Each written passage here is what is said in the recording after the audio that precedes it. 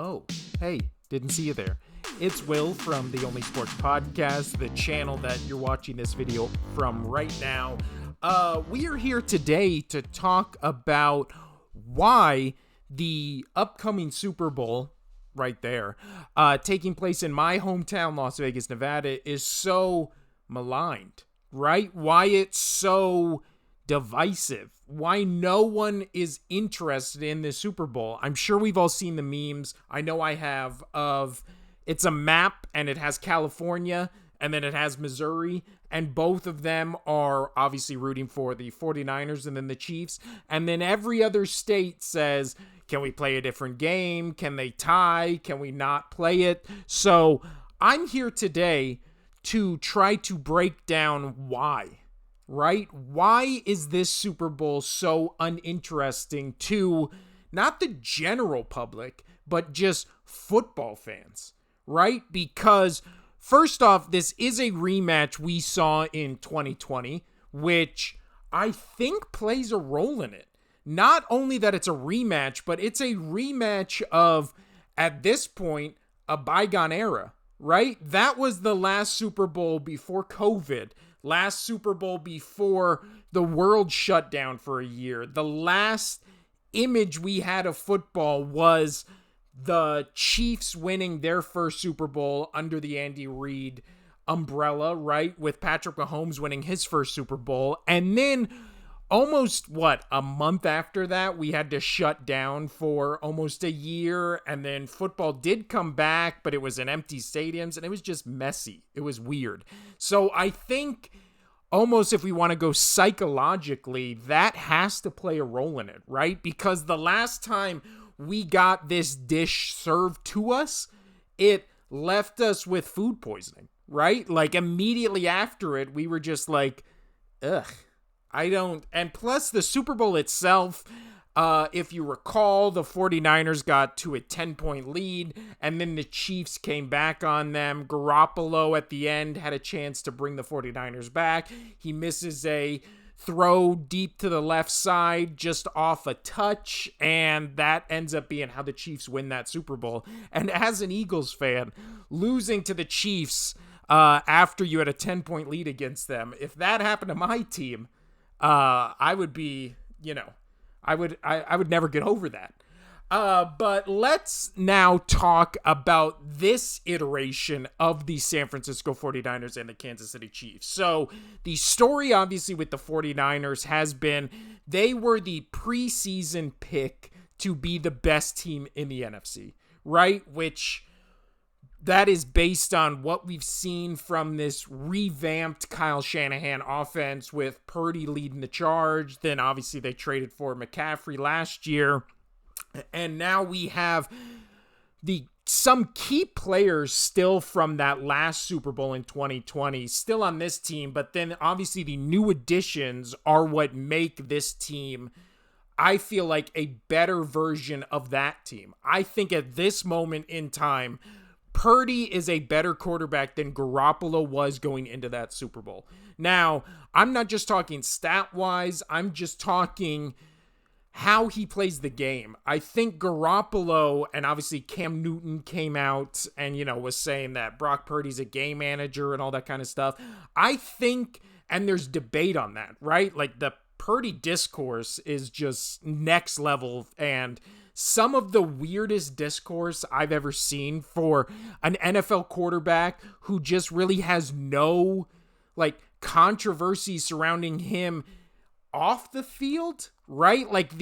I feel like the controversy or the discourse with quarterbacks or football players or just sports players in general is what they do on and off the field, or maybe what they say, in interviews and stuff like that. Like Purdy is the most milquetoast, just kind of blank slate, right? So for there to be this much discourse around a guy who just kind of goes out there and plays pretty well and then has some games here or there where he doesn't, and obviously if you've listened to the Only Sports Podcast before, I usually have my co-host Casino on, and me and him have talked at length about how most of his bad games this season have been due to him being in concussion protocol or having a concussion and then coming back into those games. I'm specifically talking about 3-game stretch where they lose to the Bengals,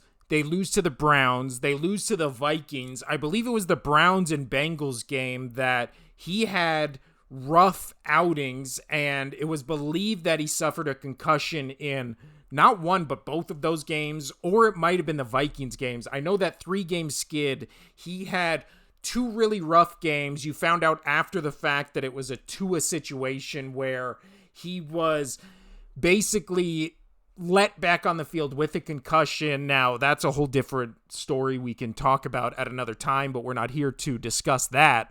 But then you look at what has happened in this playoff run so far. I think the perfect Purdy discourse game was the Packers game, right? Because it was at home. He lost Deebo Samuel almost immediately into the first quarter, and then he had a rough game. Felt like the rain was really affecting him, and then we go into the fourth quarter with the game on the line. He leads an 80-yard or an 80-plus yard drive down the field with his arms and his legs, shockingly, and then they beat the Packers, who felt like for 3.5 quarters of that game were not only winning, but just dominating this 49ers team. And then last week against the Lions, you see Lions go up big into halftime, and then by the luckiest, interception right into a Lion's face, right? Bounces off his face mask, bounces into the arms of Brandon Ayuk, and that's kind of the moment in that game where the tides turn, and then all of a sudden it was all 49ers after that. Again, the Purdy discourse has loved this playoff run because he didn't play good in the Packers game, kind of got bailed out in the Lions game with, we had the interception earlier in that game. That would have been the second one when they were down big, and then that kind of would have, it felt like if the Lions intercepted that ball and kind of killed all momentum that the 49ers had, who knows what happens in that game, but I'm just saying it would have been a much steeper hill to climb for especially a team coached by Kyle Shanahan, who has just an abysmal record when you're down, especially late in games. So we look at the Purdy discourse. We look at the addition since the last time this team has made it to the Super Bowl. You have McCaffrey, you have Ayuk, you have other pieces here and there. Most of the core is still here, right? With Kittle and Warner and Hufanga, and then you also get Javon Hargrave in the offseason to come and bolster that D-line, significantly hurting my Eagles, which that's a topic for another time. But then you have all of a sudden that game, standalone game where it's 49ers and Ravens earlier in the season, and the Ravens just completely dominate this 49ers team 33-19 on Christmas Day, or Christmas night, I should say. But then again, you watch that game and you're like, 33-19, that felt like a 50-0 game, right? Like just outclassed in every way by the Ravens. So now to Segu, which is, shout out to Casito, my co-host, one of our favorite phrases to say, you see that game that the Ravens have with this 49ers team, and you see that going into, again, that game happened in San Francisco. So now you see that same Ravens team, after having a decent showing and outing the previous week against the Texans, right? Where the Texans were the new hot thing coming in. Everybody was like, Shroud is going to make his presence known. And he had a pretty good game, but then the Ravens kept it close in the first half and then just got completely outclassed the Texans in the second half, right? So then you have the Chiefs coming off a 27-24 victory in Buffalo that by all accounts they should have lost. Again, with when we talk about the game turning interception that turned into a reception that basically turned into a touchdown that led to the 49ers comeback, you then have the goal line fumble by the Chiefs player that would have kind of sealed that game, right? Because then it would have been a 2-possession lead going into, late in that game. And then all of a sudden, Bills get life. And it really felt like, oh, that's the one play this Bills team needed to defeat, the demon that is the Chiefs, who have been their kryptonite for 5 years at this point. So then, obviously, we all saw what happened there. The Chiefs win that game 27-24. So now going into this conference championship, it was all the talk of the Chiefs all season. They were preseason favorites more on name than they were on roster and what people liked about that team, because obviously since they lost Tyreek Hill, they haven't found a receiving group, or not even a group, just a guy to replace Tyreek Hill. Now, towards the end of the season, Rice has come on and kind of been that go-to number one guy, but there were many question marks this entire season on this Chiefs team, right? Because most drops in the league. They had the Kadarius Toney of it all, right? Where he was basically cost them 2 or 3 games throughout the season. And there's even more drama with him, so I would be shocked if he comes back on this team. Talking about before the Ravens game, he's on the IR list, but then he's going on Instagram Live and saying he's not injured, so he doesn't know what's going on. Weird situation there. But then the other thing was Kelsey throughout the season. Obviously, the Taylor Swift of it all was a different off-the-field thing, but on the field thing, he was just disappearing for entire games. Like there were weeks where he wasn't getting, over 50 receiving yards, and the defense of the Chiefs was really the thing I felt like most people didn't see coming this season, which is them being at this moment in the regular season. I believe they finished, well, I don't have to believe because I can look it up right here, but they finished as a top 5 defense, right? Just in total defense. They finished second in the league, only behind the Browns, I believe. So now you have this Chiefs team that their offense is struggling to not only move the ball, but to score, but all of their games are close. So you go into this Ravens game and you're like, Chiefs got this, or Ravens got this, right? This is Lamar's year. He kind of got over the demon of having bad playoff performances with that performance against the Texans, where in the second half, you felt like you just strapped the team to his back and took him to a dub. So now you have the Chiefs coming into your stadium, again, coming into Baltimore.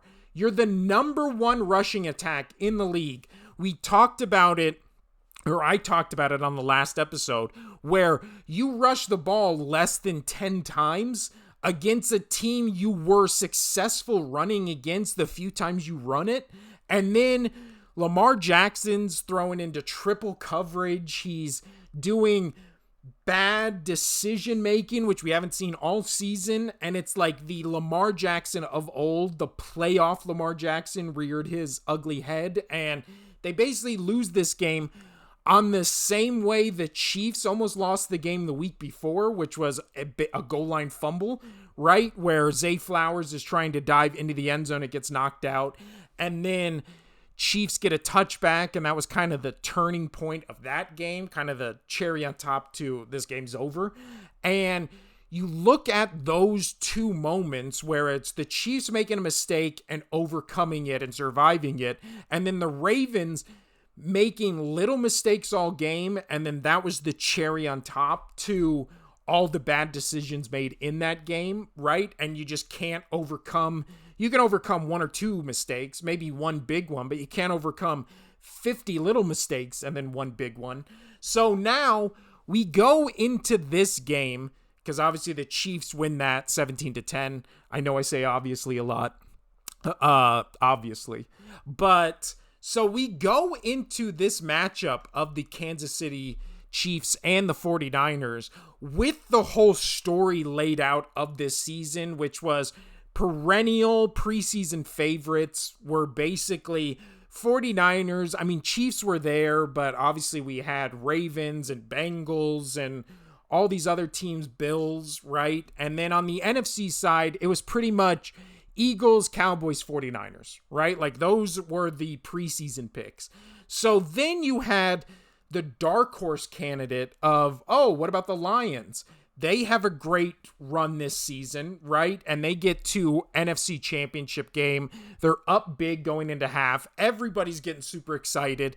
And then we get the rug ripped out from under us, and we are stuck with the 49ers, which obviously, as an Eagles fan, upsets me dearly because I don't like the 49ers. But hey, Chiefs beat my Eagles last year, so it's not like I'm a huge fan of the Chiefs. So when it comes to this matchup, I feel like really, if you break it down, why no one's excited about it is because it's the least interesting option of all the other options we had, right? Because when these playoffs started, it was people were excited about, oh, the Texans, oh, the Browns, oh, the Ravens. And then on the NFC side, it was like, is this finally Dallas's year? Is this the final, or is this the first time that Detroit has a team good enough to go to the Super Bowl? What about this spunky Bucks team who came in and just railroaded the Eagles? Oh, here's this Packers team that upset the Cowboys in Cowboy Stadium.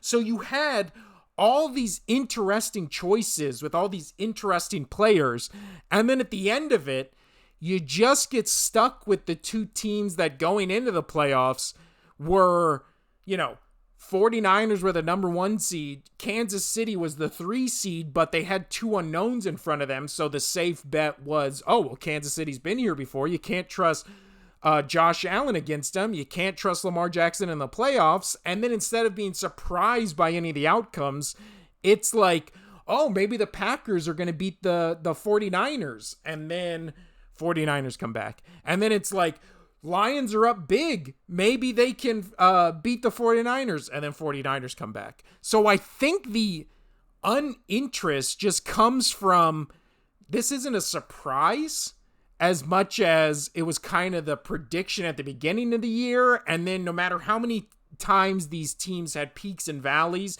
they were kind of never out of it.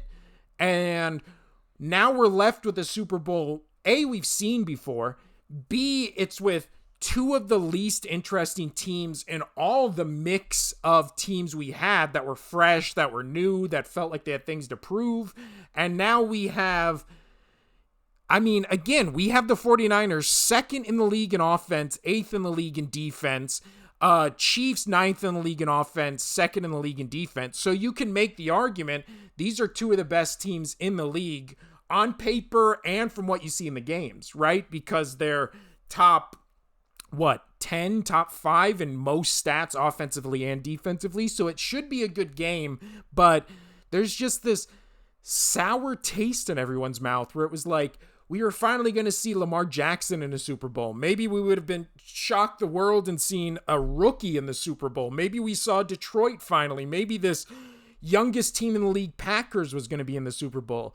And instead, we're kind of just stuck with the old hats, right? Where it's just like, oh, can Kyle Shanahan finally win a Super Bowl against the team that beat him the first time? Can Patrick Mahomes and Andy Reid win their second in a row? And then it's kind of just like, not as interesting as just new blood, right? That's why I always hate dynasties in sports. That's why the Patriots run was always so uninteresting to me, because it was just like we were getting in that time period so many different NFC teams against that Patriots dynasty, right? Where it was in the beginning, it was Rams, it was Panthers, it was Eagles, it was all these different guys. Then at the end, it was Eagles, it was Giants, it was Falcons, and it was all just different teams. And, obviously I said Eagles twice, but that was in the span of 10, 15 years difference there, or 13 years, I believe. So, and then the Giants one was at least interesting because it was undefeated Patriots, Giants beat them. And then the next time they played, it was like, oh man, the Patriots want revenge, right? So there was something like this, the revenge. And plus it was the hated Patriots.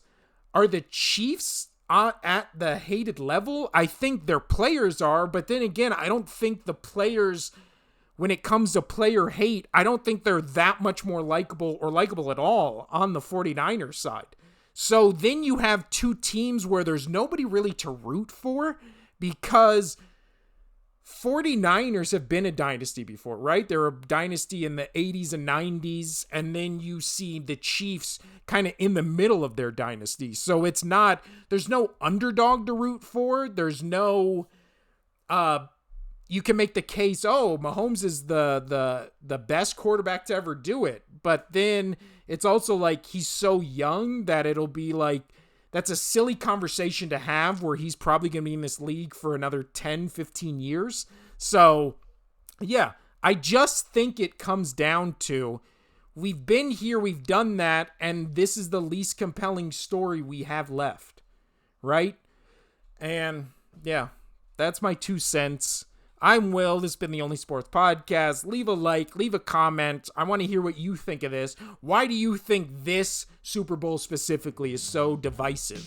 Why do you think it seems like everyone is so anti this matchup, right? Do you agree with what I said? Do you disagree? Let me know in the comments below. Like and subscribe, do all that kind of stuff. I'm Will. This has been the Only Sports Podcast. Adios.